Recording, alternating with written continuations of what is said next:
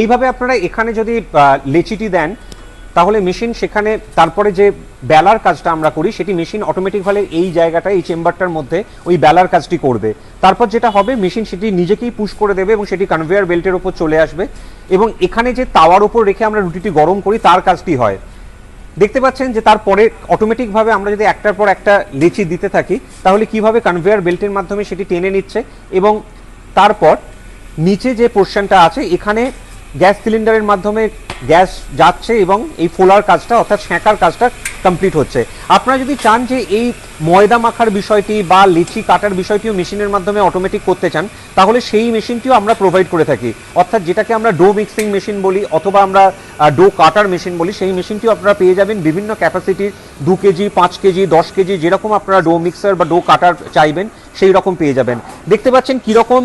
প্রতিটি সুন্দর গোল গোল রুটি তৈরি হচ্ছে এবং পুরো কমপ্লিট ট্রেনিং আমরা প্রোভাইড করে থাকি যে কিভাবে ময়ানটি মাখতে হবে, আটা মাখতে হবে যাতে আপনার রুটি পুড়ে না যায়, যাতে রুটি নরম হয় এবং তার সাথে সাথে আপনারা বিভিন্ন রুটি মেকিংয়ের ভিডিও দেখেন, তার মধ্যে দেখতে পাচ্ছেন আমরা যে রুটিগুলো তৈরি করছি সেগুলো কি সুন্দর, প্রতিটি রুটির গেট আপ একরকম।